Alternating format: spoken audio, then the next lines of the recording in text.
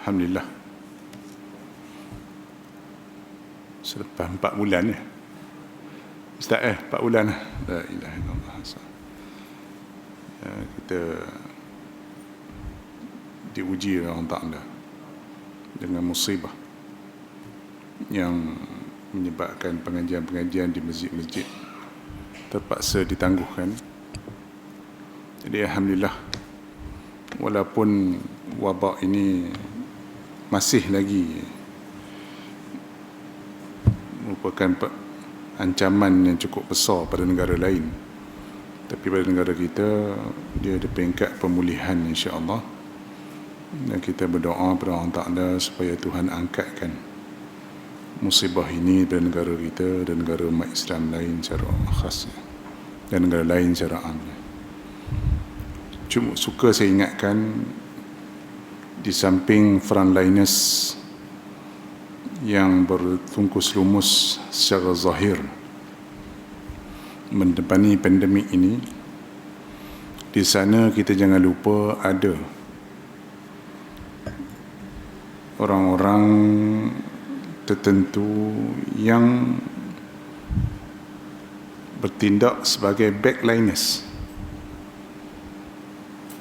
iaitu para asatizah kita, tuan-tuan guru kita, tok-tok imam kita, pak-pak baik kita, yang bangkit malam hari munajat tahajud pada Allah Ta'ala, meminta supaya musibah ini diangkat daripada bumi kita. Sebagai akidah Ahlus Sunnah wal Jamaah, kita kena yakin bahawa asas akidah kita ialah al-akhdhu bil asbab wal i'timadu 'ala Allah. Kita mengambil sebab. Contohnya dalam menangani penyakit ini, kita menjaga kebersihan, menjaga jarak sosial, ya, jaga kebersihan diri, makanan, minuman dan sebagainya. Dalam masa yang sama, kita berpegang pada Allah Ta'ala bahawa kita yakin usaha kita tidak memberi bekas. Yang memberi bekas ialah kuasa Allah Ta'ala. Ya. Tuan-tuan tengok negara maju macam Amerika contohnya, yang dianggap sebagai kuasa besar dunia, hebat, teknologi canggih, orang cerdik pandai, tapi mereka lah yang paling teruk berdepan dengan pandemik ini. Tak silap saya 3 juta, tak sampai pun dekat-dekat 3 juta orang. Tuan-tuan bayangkan kalau negara kita ni, sebab Amerika ni dia 10 kali ganda kita lebih kurang, tak sampai 9 kali ganda memang kita. Mana kita 30 juta, dia orang lebih kurang 200 juta lebih. Katalah 1/10 je kita dengan Amerika, maknanya kalau Amerika kena 3 juta, kita kena 300,000. Air tumpah yuk kalau 300,000. Tak terbuat kan hospital kita nak bela orang tu. Tapi di Amerika musibah ni dah sampai 3 juta rakyat dia, dan berpuluh ribu, hari-hari ribu mati. Jadi apa yang kita boleh ambil iktibar di sana, bahawa sehebat-hebat manusia, ya, Tuhan uji dengan benda yang paling kecil, virus ni kecil pada kuman. Dia lebih kecil daripada kuman. Tapi yalah, manusia tak boleh. Ya, sebab tu kita sebagai Ahli Sunnah wal Jamaah, di samping kita berusaha jaga kesihatan, jaga apa semua, kita tak boleh lari daripada berdoa, munajat kepada Allah Ta'ala supaya Tuhan angkat musibah ini. Sebab dia juga yang menurunkan penyakit, dia jugalah yang mengangkatnya. Itu akidah kita, tak lari. Jadi kalau ditanya kita apa hubungan antara Islam, iman dan ihsan, 3 benda yang kita sebut, itulah hadis yang agak panjang daripada riwayat Sayyidina Umar radhiyallahu anhu, di mana datang Sayyidina Jibril alaihissalam dalam bentuk manusia, ya, datang kepada Nabi di hadapan para sahabat, bertanya tentang iman, Islam dan ihsan. Agak panjang hadis tu. Jadi ulama mengkategorikan Islam itu sendiri ada 3 pembahagian. Ada di sana namanya iman, akidah, ada di sana namanya Islam, syariat, hukum hakam, ada di sana namanya ihsan. Maka ulama pun menceburkan diri, mengklasifikasikan ilmu Islam secara umum kepada 3 bahagian. Ada bidang namanya akidah, ada bidang namanya fiqh, ada bidang namanya tasawuf dan akhlak.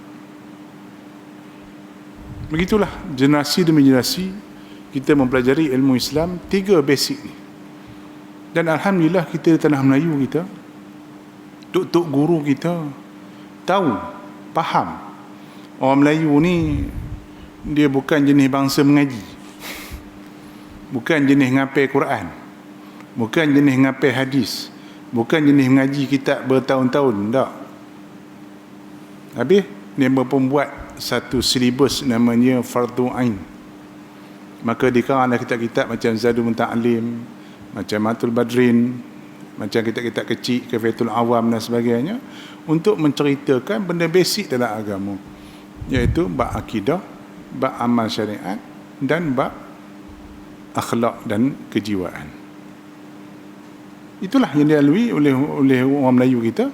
Dia pada mula-mula kita Islam dulu sampai hari ni, orang Melayu dia paling kurang dia tahu 3 benda. Dia tahu akidah yang basic, dia tahu basic-basic ibadat, tahulah ayat mutlak, ayat mutanajih, rukun sembahyang ada berapa, rukun puasa ada berapa, paling kurang. Mana halal, mana haram, setidak-tidak. Kita nak ngaji kitab besar-besar, ya, nak ngaji kitab Al-Hawi Al-Kabir, 5 wardi, tak jumpa. Nak mengaji Majmu' Syarah Muazzab, tak pernah jumpa. Nak ngaji kitab apa nama Tuhfah Nihayah Ibnu Hajar dengan Syekh Ramli, pakai tak jumpa. Ini semua tok-tok guru yang mengadap. Jadi tok-tok guru faham, ya, orang kita tanah Melayu ni tak ada kesempatan ataupun tak mampu nak ngaji banyak, maka dikarang kitab-kitab kecil supaya kita mudah beramal, supaya mudah.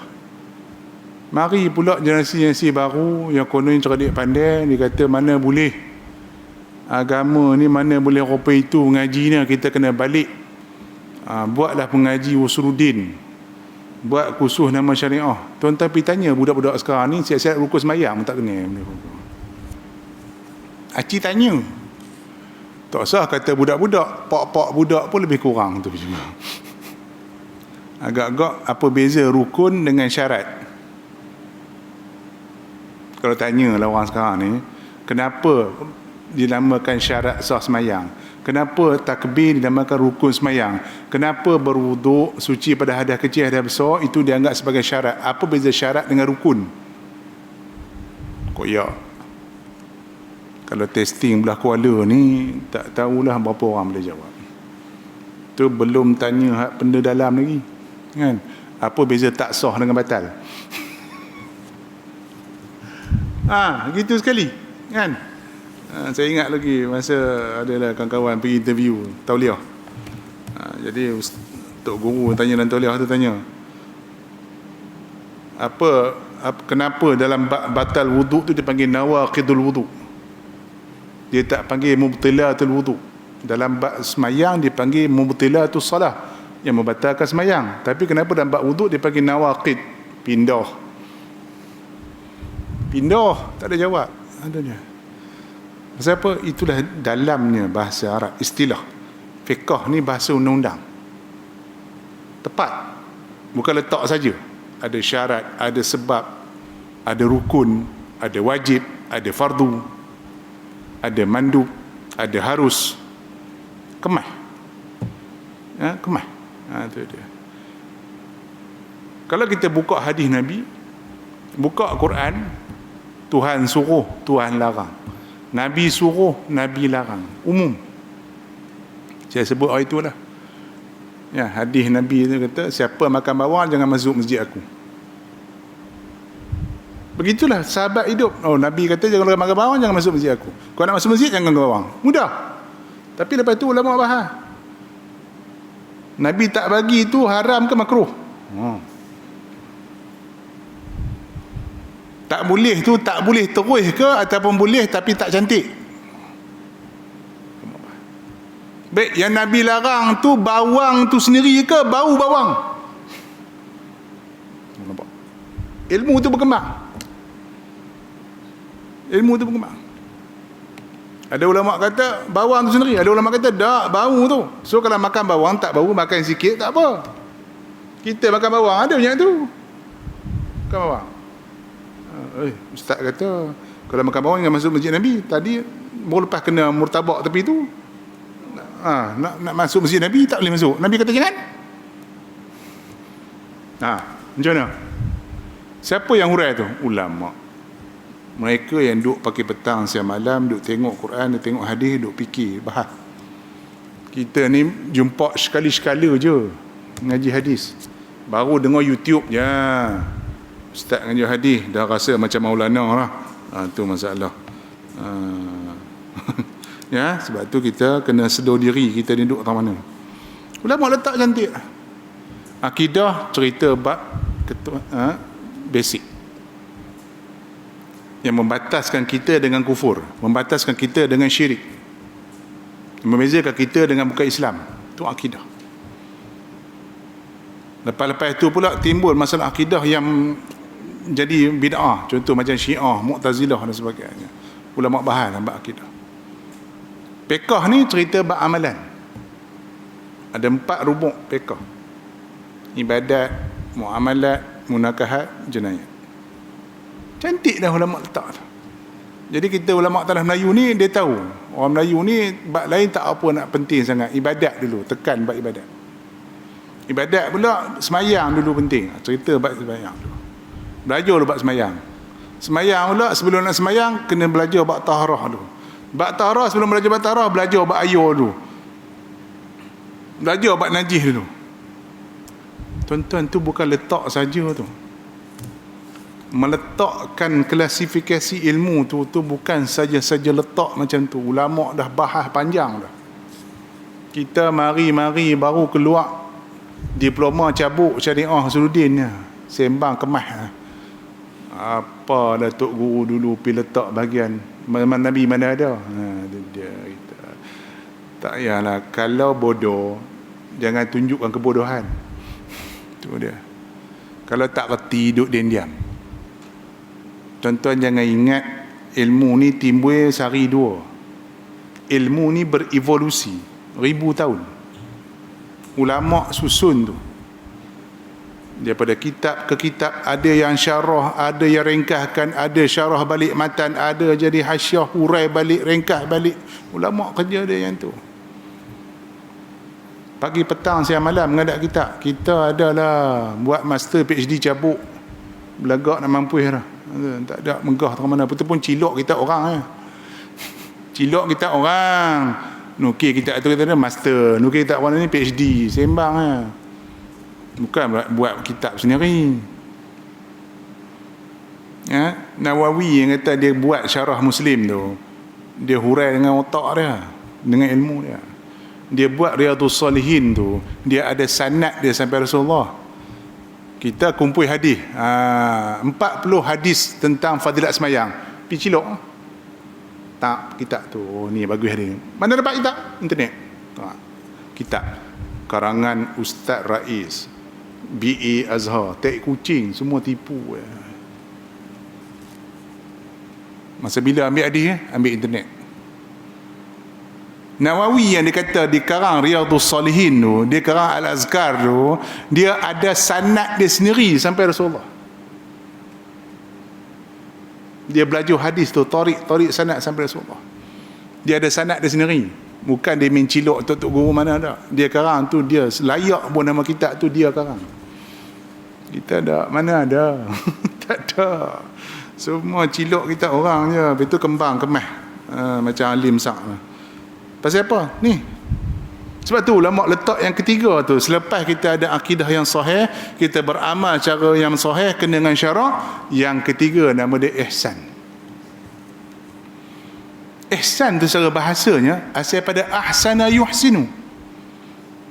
Saya ngajar student saya sampai dia orang boleh main dengan sarah tu.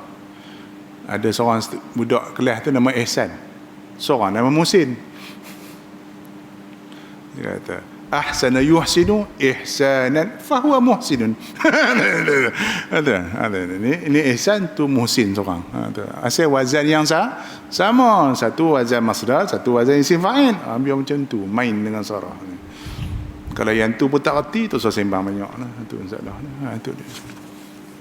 Jadi ihsan tu mana? Pada ahsana yuhsinu, buat yang baik.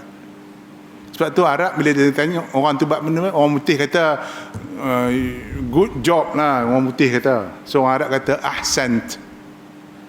Ahsant, mana kamu buat yang baik. So ihsan ni secara bahasa pun kita dah agak boleh faham, buat yang lebih baik. Tapi Jibril tanya pada Rasulullah, apa klasifikasi, spek yang kata ihsan tu apa? An ta'budallaha ka'annaka tarah fa in lam takun tarahu fa innahu yarak. Jadi ulama ni, ada ulama yang bahas bab akidah, ada yang ulama dia kerja bahas bab fiqh. Imam Syafi'i bab fiqh, Abu Hanifah bab fiqh, Ahmad bin Hanbal bab fiqh. Bukan maksud dia orang tak pakai hadis, bukan maksud dia orang tak pakai lurah. Masya Allah, tabarakallah. Bila Syafi'i datang ke Baghdad, ulama lurah, ulama tafsir, ulama hadis, ulama syair, semua datang debat dengan Syafi'i, semuanya kalah. Bang, Syafi'i datang naik kedai je pergi Baghdad, tak bawa laptop, tak bawa laptop, tak bawa iPad, datang melenggar naik kedai je datang ke Baghdad. Bila dengar Ahmad bin Hanbal dengar Syafi'i datang ke Baghdad, dia jemput datang satu majlis, berbahas, berdialog tentang hadis.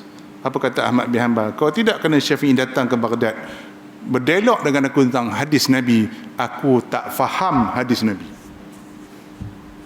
Siapa yang cakap tu? Pak Lebay benda panjang ha? Ahmad bin Hanbal, sahibul musnad, pengasas mazhab Hanbali, cakap macam tu. Kita yang baru ada diploma Usuluddin cabuk ni, gah sembang kemas dah rasa pandai hadis dah. Ni masalah kita. Ahmad bin Hanbal tak. Bila dengar Syafi'i datang ke Baghdad, ulama pun macam-macam passion, macam tok guru silat lah kan. Dengar ada pendekar mari sini, nak test test biasa. Tok pendekar cara tok pendekar, tok guru kungfu cara tok guru kungfu, ulama cara ulama. Ada ulama hadis mai debat dengan Syafi'i, ada ulama lurah debat dengan Syafi'i. Tak ada satu pun ulama yang kata kami menang lawan Syafi'i, tak ada. Maksudnya apa bang? Makna Syafi'i handai semua ilmu. Boleh saya baca satu artikel, dia kata Syafi'i salah tafsir Quran. Tu dia best dia punya baca tu. Saya pun baca, saya baca sampai habis baca. Siapa dia yang kata ni? Lala saya tengok siapa dia yang kata Syafi'i silap tafsir Quran. Penasihat ekonomi Effin Bank. Saya yang tak belajar bab medik ni, saya buat tulisan bab medik, saya kutuk ketua pengarah kesihatan, tak reti bab sains. Akal dah ni, akal dah masuk logik ke? Tak masuk logik. Habis tu lah.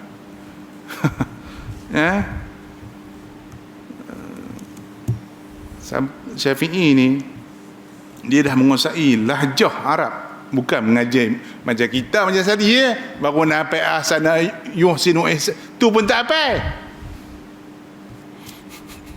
Tu belum tanya lagi pasal apa guna ahsana, maksud apa, pindah. Apa lagi wazan yang sama dengan ahsana?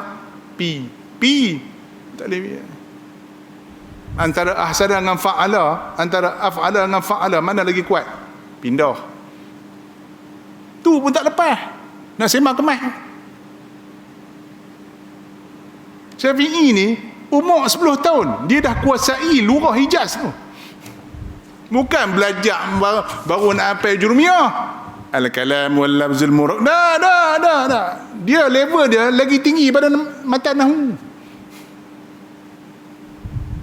Saya mengaji dengan syekh saya, orang Iraq, dia kata Syafi'i ni dia buat syair tu, syair dia tu jadi rujukan pakar bahasa. Syair Syafi'i tu dia anggap sama dengan syu'ara sebelum datang Islam tu, punya handai syair dia. Kalam dia tu jadi rujukan orang Nahu, bukan dia pergi rujuk orang Nahu. Boleh orang duk tanah Melayu ni buat Syafi'i salah tafsir Quran. Pang kepala sedah lagi. Boleh. Itu masalah dah. Kita bukan nak ta'assub mazhab. Agak-agak level hang dah nak tegur orang pun. Memanglah kita bebas akademik betul. Tuan-tuan boleh pergi komplain. Ni yang duk cerita pasal vaksin. Dia vaksin dia tak tahu tentang apa. Apa beza vaksin dengan pelali? Pun tak tahu. Yang duk sembang kemas. Dia pun tak tahu. Nak kemang macam mana? Ada, saya pernah masuk dalam satu halakah lah. Dia pun mula komplain bab kitab kuning ni, kitab lama-lama ni. Masa tu duk bahas bab kitab Jawi. Saya tanya kawan, ni dah kalangan kita ni, berapa orang yang dah khatam kitab ni? Tanya seorang-seorang. Hang khatam dah? Tak. Hang? Tak. Aku khatam dah. Hampa sekok pun tak khatam kitab Jawi ni, hampa nak kata aku tak betul macam mana? Ada satu tempat saya pergi mengaji, tak payah sebut lah, tuan-tuan marah lah. Dia duk komplain pasal Imam Ghazali. Orang Ghazali ni. Dia pun sebut dalam kitab Ghazali tu. Dah habis dah cerita semua, saya angkat tangan. Tuan minta maaf lah. Kitab yang tuan cakap tu saya khatam di Azhar. Kitab Tahafut Falasifah yang tuan profesor cakap tadi tu saya khatam di Azhar. Tuan khatam ke tak? Saya baca artikel orang. Tak boleh. Macam ni ke akademik, saya kata. Kalau tuan dah khatam kitab tu, mari kita bahas. Okey. Tuan pun tak khatam, tak usah saya bahas. Tuan cuma dengar cakap orang. Tu bukan akademik. Saya ambil 3 bulan di Azhar. Kitab tu. 3 bulan baca kitab tu. Bukan nak urai, baru baca 3 bulan. Punya susahnya bahasa Ghazali ni. Tinggi. Kalau level kita ni belah. Kalau tidak kena panduan syekh-syekh saya di Azhar, mampu tak boleh baca kitab tu. Tinggi, bahasa dia tinggi. Saya kata tak ada pun yang tuan cakap tu, tak ada. Saya urai satu-satu. Diam. Saya lain kali tak usah cakap banyak. Nak condemn orang pelan-pelan, sabar-sabar. Ya, depa ni tuan-tuan bukan macam kita. Ulama-ulama dulu ni bukan macam kita. Ya, ada ulama yang sembang pasal fiqh. Ada ulama sembang pasal tasawuf. Ni ihsan tadi. So mereka ambil hadis-hadis ayat Quran yang bincang pasal tasawuf. Contoh, saya ambil contoh. Minta maaf. Ayat Quran bab apa? Alladzina yadhkuruna Allah qiyaman wa qu'udan wa 'ala junubihim. Orang fiqh, dia faham cara fiqh. Ayat tu. Ayat Quran. Alladzina yadhkuruna Allah qiyaman wa qu'udan wa 'ala junubihim. Oh, semayang ni afdal mula berdiri, qiyam. Tak boleh berdiri, duduk. Wa qu'udan. Semayang ke tak? Tak boleh duduk, baring. Kok mana tungin ranggang boleh? Semayang mana boleh? Janji semayang. Tu orang fiqh faham kot tu. Orang tasawuf dia faham kot lain tak? Mana? Balik pada ayat tu. Yazkuruna Allah qiyaman, yang mengingati Allah dalam keadaan berdiri. Sebab tu ada orang tarekat wirid diri. Wa qu'udan, duduk. Wa 'ala junubihim, duduk baring pun ingat Allah Taala. Kita kalau baring lebuh. Tak usah kata baring, sambil dengar khutbah boleh no. Berkawan sini bang, bab lain. Ustaz punya tempik dah deras baca khutbah. Dia bila dengar alhamdulillah, lebuh. Ustaz alhamdulillah lebuh. Bila sedap? Bila Tok Bilal Kamat. Mujub PKP ni khutbah cepat. Khutbah singkat kan. Kalau sebelum PKP khutbah setengah jam, lena dan menderuh dulu. Leleh elok basi. Tu sembang pasal tasawuf. Tak usah sembang. Orang tasawuf ni dia baring pun ingat orang Taala.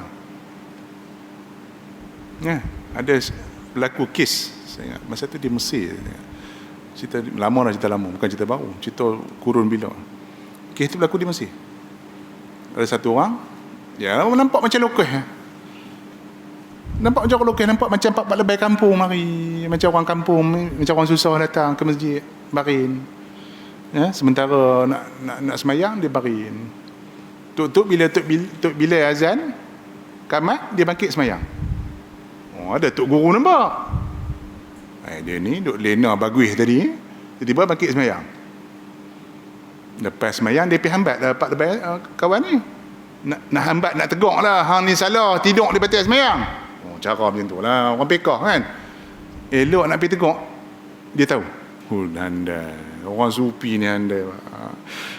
Dia sedar tok guru ni mai di belakang. Belum sampai di syair. Han jangan ingat aku tidur. Nampak je mata aku tidur, sebenarnya aku tak tidur. Diam hamba Allah ni. Nampak je barin tapi hati dia tak sentiasa zikir Allah. Kita sambil semayang pun boleh tidur pun dah. Astagfirullahalazim. Tambah semayang mulai semayang tasbih kan panjang. Macam-macam cerita lah kan. Tok imam baca semayang apa? Gerhana baru ni kan panjang sikit. Dan lena. La ilaha illallah. Dia antara semayang sunat panjang, semayang sunat gerhana. Panjang Tok imam sandak tepi tiang lena.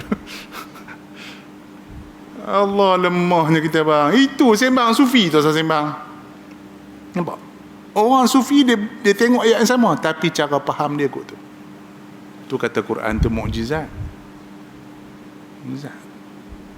Hadis Nabi. Ala inna fil jasadi Adam budghah. Idza saluhat al-jasadu kullu. Idza fasada al-jasadu kullu. Dalam diri hati manusia ni ada satu daging, kata Rasulullah. Jika baik dia baik seluruh anggota. Bila rosak dia rosak seluruh anggota. Orang medik ambil hadis tu. Orang sosiologi ambil hadis tu. Orang pekah ambil hadis tu. Orang pekah apa mbak? Dia kata ibadat kena ikut hati, niat. Kalau tak betul niat tak sah ibadat. Nampak orang pekah. Dia faham tu.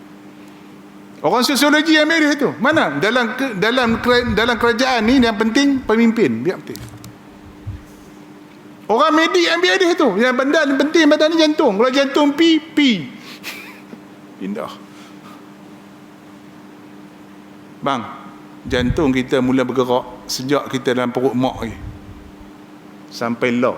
Tuan-tuan bayang. Ya, sebab tu orang tua kata, kita berjalan, dia jalan. Kita diam pun dia jalan. Tapi kalau dia diam, kita jalan.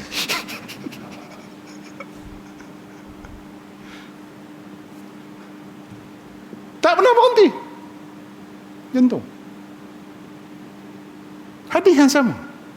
Orang tasawuf ambil hadis yang sama. Walaupun dalam hadis tu sebut qalbun, yang kalau translate maksudnya jantung, tapi ulama tasawuf menghuraikan jantung tu maksudnya hati. Sebab tu kita orang Melayu kata, dia tu busuk hati.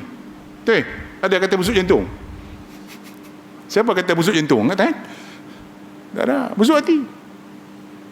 Senang hati. Ada kata senang jantung? Senang jantung. Tak, senang hati. Kecil hati. Ada kata kecil jantung? Tak ada, kecil hati. Besar hati. Besar hati. Kecil hati. Busuk hati. Semua hati. Kesian hati. Kalau ikut translated, jantung. Qalbun tu maksud jantung. Tapi dia translate dalam kitab tasawuf, maksudnya hati. Di situ dah tempat apa? Tempat nafsu.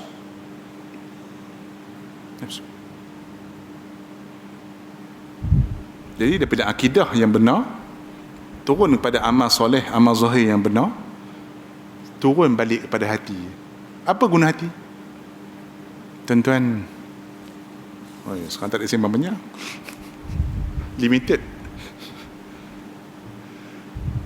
Saya ingat guru saya sebut, setan ni, nampak? Yang bincang mak setan ni ulama tasawuf. Ulama fiqh tak bincang mak setan. Ada? Bab setan tak ada. Tuan-tuan belajar bab fiqh. Tak ada. Orang tasawuf. Setan ni dia main kacau kita dalam 3 keadaan. 3 keadaan. Siapa yang bincang? Orang sufi, orang tasawuf. Pertama, sebelum amal. Sebelum main baik ibadat. Dia main kata, tak sabar. Nak pergi ni, nak pergi masjid ni. Tengok ada kawan, oi, singgah tak? Dan ngetir dulu. Elok-elok nak dapat jemaah langsung tak dapat. Kan? Elok-elok dapat muafiq, dapat masbuk. Contohnya. Dah niat nak sedekah. Niat sedekah. Dia tengok, Allah, ada jual cendol pula. Kan? Tadi bawa RM10 lah. Niat ni azam ni, hari Jumaat, sedekah RM10 masjid. Tu ada orang cendol. Okey, setan main. Cendol RM2 ya. Dapat RM1 banyak lah sedekah. Dia main. Sedekah banyak RM10 buat apa? Kan Nabi sebut sedekah dapat banyak pahala. Sedekah sikit pun tak apa, yang penting ikhlas. Tu setan nak main. Tadi dah betul dah azan nak sedekah RM10. Tinggal RM8. Main depan tu orang jual cekodok pula. Beli lagi RM2. Tinggal RM6. Lah. Depan tu ada pula apa? Cuk meneram, lebuh. Langsung tak sedekah. Sebelum ibadat, setan dah main kacau. Tengah buat ibadat, dia main kacau pula. Kan? Baru nak angkat takbir, bakal pak mentua main. Hai, dandang rasa. Lain macam. Tadi kalau tak ada bakal pak mentua tu takbir pun lebih kurang. Macam tu takbir. Macam nak tak nak. Tapi bila nampak bakal pak mentua di belakang, kemas sikit lah. Allah. Padahal orang tak tengok kita pun. Orang tu tak tengok kita pun nak angkat takbir jangan, tapi dia rasa macam tu. Tu setan punya kerja. Tengah ibadat dia kacau. Tu okey lagi bang. Banyak orang tak bincang lepas ibadat. Yang kita belajar ni, dan banyak kita tersebut sebagian, so kita faham setan kacau kita sebelum dan tengah ibadat. Jarang orang faham setan main kacau lepas ibadat. Contoh sembahyang kat Arenaan, nak PKS singgah tapah mana, dan ni buka surah tak tahu, buka dah masa dulu lah saya tak tahu. Sembahyang ikhlas ni, tak ada siapa kenal kita pun kita tak kenal, so kita pun ikhlas sembahyang, masya-Allah, sembahyang jamak qasam. Duk keluar pada surau, nampak Ramadan panjang lalu. Kita pun usung dengan kepiah. So, mesti orang ni puji aku rajin sembahyang. La ilaha illallah. Tadi ikhlas dah. Ikhlas dah ibadat. Tiba-tiba dia main rasa bangga diri, rasa seronok. Mesti dia puji. Padahal orang tu tak puji apa pun. Setan punya kerja. Tu okey lagi bang, baru buat ibadat. Ni cerita 20 tahun. Minta maaf, bukan masjid ni, tempat lain. Kita jadi AJK masjid lama dah. Alhamdulillah. AJK masjid, jadi pengusi, jadi imam. Lama. Ni sejak masjid Salam Jalil ni tubuh, kita lah pengasas, kita lah founder. Lama. AJK 30 tahun contoh. Tutup ada orang baru masuk. Barulah berapa tahun, 3-4 tahun. Tiba-tiba hari jadi sultan tahun sudah dapat PJK. Bukan apa PJK je pun. Tak boleh telan, kenyang pun dah. Saja je. Dapat PJK. Kita pun berbual dalam grup membawang benda panjang. Aku ni berkhidmat pada masjid dah 40 tahun.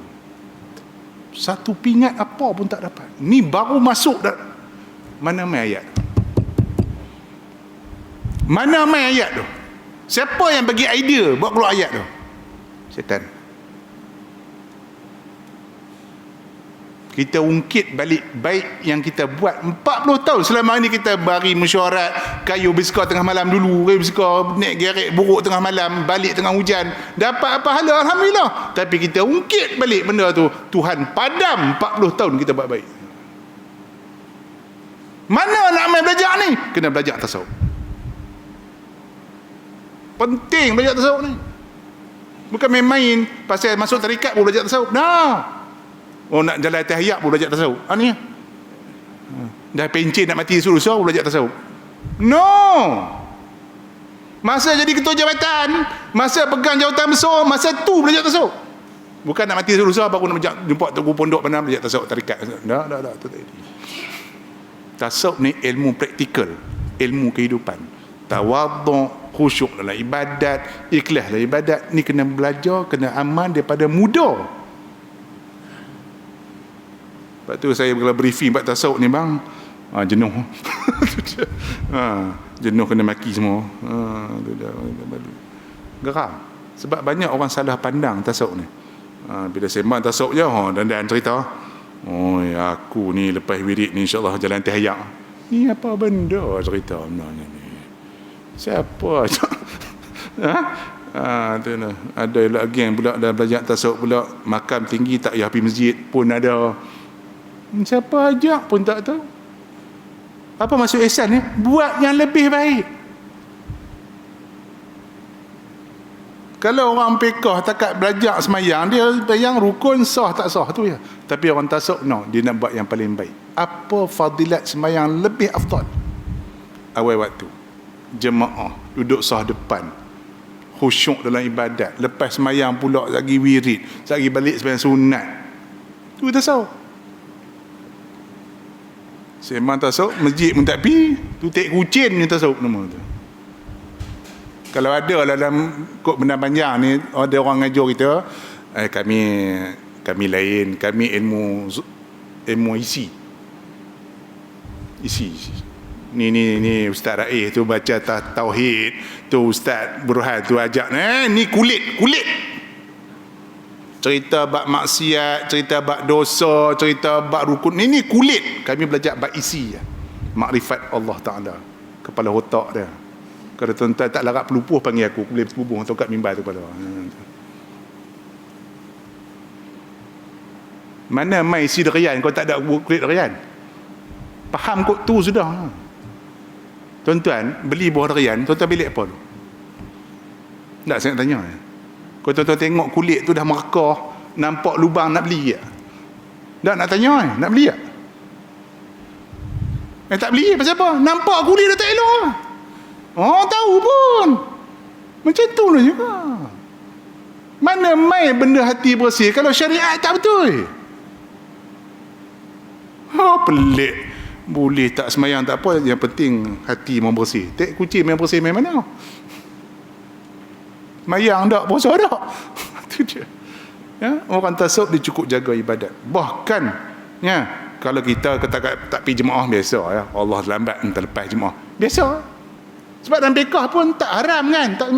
Dalam mazhab kita sembahyang jemaah ni sunat muakkad ya. Tak apa, terlepas tambah PKP lagi tak pergi. Bukan orang sini iman tempat lain. Kena pula Ustaz Burhan.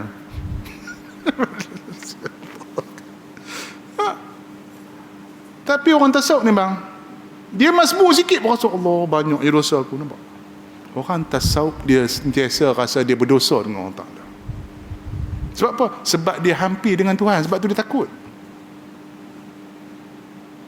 Saya bagi bahasa mudah macam ni lah. Macam ni lah. Nak bagi tuan-tuan faham tasawuf ni, bagi nampak ihsan ni, bagi nampak sikit. Tuan-tuan laki bini lah. Laki bini. Nikah dah 30 tahun. Bangkit pagi mesti sembang, satgi baca kopi pun kita tahu cara baca kopi pun lapik macam ni Ustaz Warana, lapik kau main. Tahu tu bini kita punya style memang macam tu. Tiba-tiba bangkit pagi ni tak cakap. Tiba-tiba bangkit pagi ni tak cakap. Tak bancuh tapi bancuh macam tu ya. Perin tak buh. Lain macam bini aku ni. Apa tak kena? Pasal apa? Sebab bini kita rapat. Cuba kawan yang bendang kerin tu, yang tak bila tahun tak jumpa, kalau tak tegur 5 bulan pun tak apa. Sebab apa? Sebab tak apa nak rapat. Faham tak maksud saya? Tak faham. Itu maksud dia. Orang yang ahlillah, orang yang muqarrabin, orang yang makam tinggi dalam tasawuf ni, dia hampir dengan Tuhan. So kalau silap sikit pun dia rasa dosa. Kita ni tak semayang berilek alah, baru lepas subuh, baru satu waktu, 4 waktu lagi buat. Okey lah, 4 cover 1. Tu cara kita matematik kita. Tak apa, subuh Allah 7.30 tak apa. Ikut hadis Nabi kan terlepas tak apa. Dia cari orang pekah ni tu, dia cari jalan. tak apa. Kan hadis Nabi kata kalau tertidur tak apa. Padahal tiap hari macam tu. Padahal ada hadis Nabi yang kata jangan tidur lewat, tak mau baca hadis tu. Tu. Dia cari jalan, tak nak rasa berdosa. Tapi orang tasawuf ni, orang yang hampir dengan Allah Ta'ala. Tak usah kata tak buat benda wajib. Tak buat benda sunat pun rasa salah. Macam tadi, salah ke kalau tak buh cawan ni? Tak buh empirin ni? Tak salah pun, bawa kopinya tu, apa salah? Tapi pasal suami isteri kita daripada kahwin, kita faham. Bini kita memang bila bawa kopi, dia letak cawangan tu. Adab, hargai kita sebagai suami. Dia hari ni tak bawa. Hai, bini aku ni pasal apa hari ni? Letak-letak senyum dak apa dak ni? Padahal kita pergi kedai mamak, relax ya, mamak letak macam tu. Senyum dak apa dak, kita tak marah pun. Pasal apa? Kita dengan mamak tak ada apa hubungan. Tapi kenapa dengan suami dengan isteri kita terasa? Sebab rapat. Itu makrifat bang. Kalau nak pergi faham. Kita rasa bersalah sangat walaupun kita buat benda yang kecil salah. Kita rasa cukup bersalah walaupun kita tinggal benda yang digalakkan sunat walaupun benda kecil. Sebab kita biasa buat benda tu.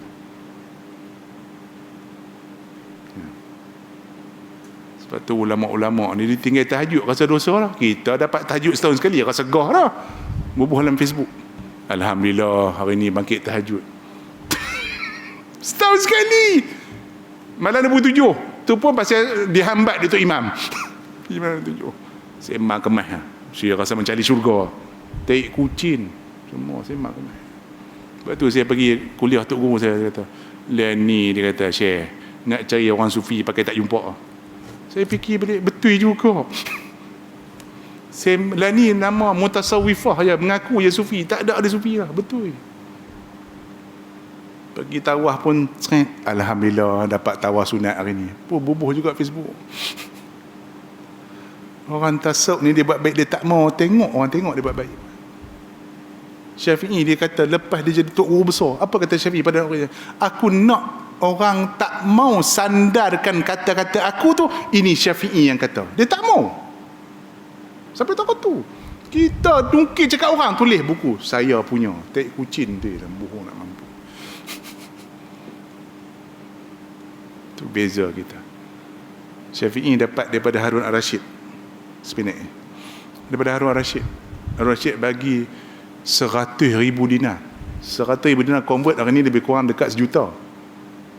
1 dinar lebih kurang 600-700. Dekat sejuta.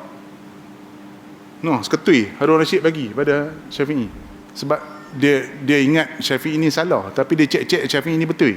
So sebagai merasa bersalah Harun Ar-Rasyid, dia bagi hadiah pada Imam Syafi'i, 100,000 dinar penghargaan daripada kerajaan pada ulama besar. Syafi'i dapat 100,000 dinar. Sekali dia jumpa tukang sapu, ambil. Sekali jumpa tukang cuci, ambil. Pasal apa? Ni raja bagi, ambil gambar.